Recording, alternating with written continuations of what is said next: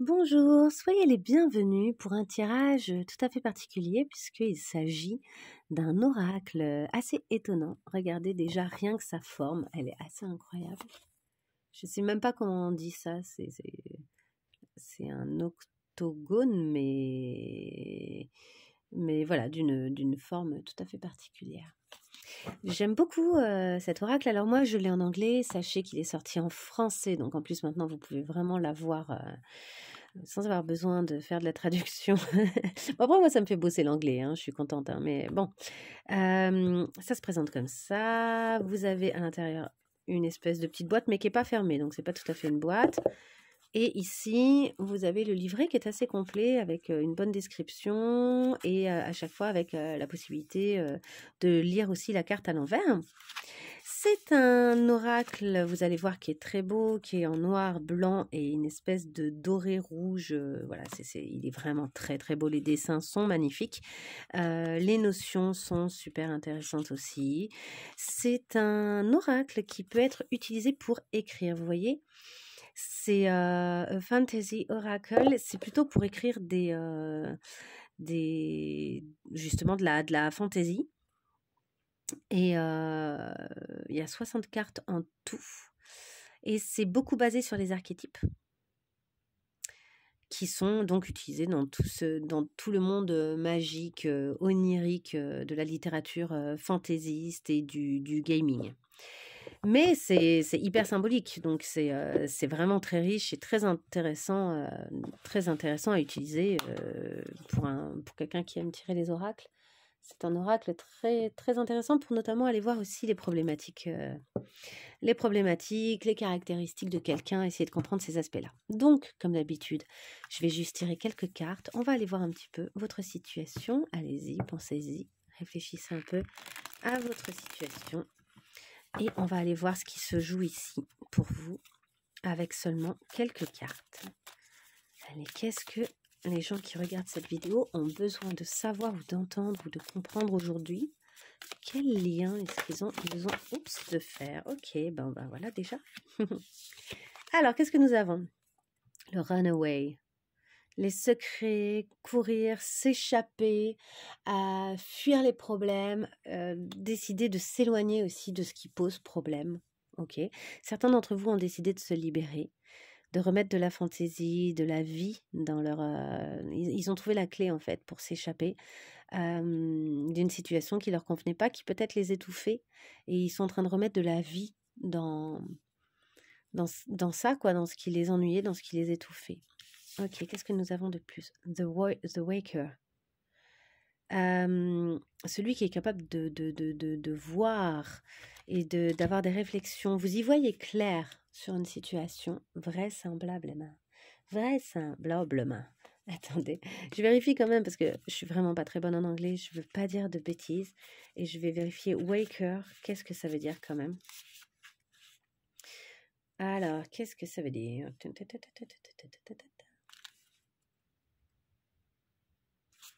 Attendez, je fais pause. Ok, c'est l'éveilleur en fait, c'est celui qui arrive à ouvrir les yeux. Ah, peut-être que certains d'entre vous, sont en train de prendre conscience qu'il est temps de fuir une situation. Il y en a peut-être qui sont dans des situations un peu toxiques. Ouais, là vous êtes en train, il y a des prises de conscience, de réflexion, il y a des... Ok, et enfin nous avons le champion qui va au bout, le champion qui va au bout des choses. Alors, qui réussit ou qui chute. On a vraiment les deux notions ici sur cette carte, parce que regardez, il y a l'épée, il y a presque avec ses deux mains, on a le sentiment, vous savez, du roi Arthur qui a réussi à retirer l'épée du sol. Il y a cette idée-là. Et en même temps, regardez ici, l'épée, elle est brisée. Ce que je vois, moi, c'est que ici il y a plein de plantes autour et que cette épée, elle essayait de peut-être de couper les plantes qui poussent ici même, qu'on retrouve ici. Et pour moi, quelqu'un ici échoue à enfermer la vie d'une autre personne, Alors pas dans le sens, tuer la personne ou quoi que ce soit, c'est vraiment plutôt, quelqu'un qui essayait de prendre le pouvoir sur une autre personne et qui essayait de la retenir, je sais pas comment dire, de l'empêcher de s'épanouir en fait. Tout comme ces fleurs ici sont extrêmement épanouies, légères et fragiles pourtant, on dirait des coquelicots. On est vraiment sur de la fleur légère, de la fleur, douce quoi et quelqu'un essayait de retenir toute cette vie et de l'empêcher, de s'épanouir et en fait ici ça a échoué quoi. Ça n'a pas fonctionné, il y a eu l'impossibilité d'empêcher cette personne. Ça pourrait être tout à fait autre chose. Dans tous les cas, il y a une prise de conscience, hein. Je les vois un peu opposés avec cette prise de conscience au milieu. La prise de conscience que, celui qui croyait avoir tous les pouvoirs n'aura finalement pas tous les pouvoirs sur quelqu'un qui pourtant semblait être le plus faible.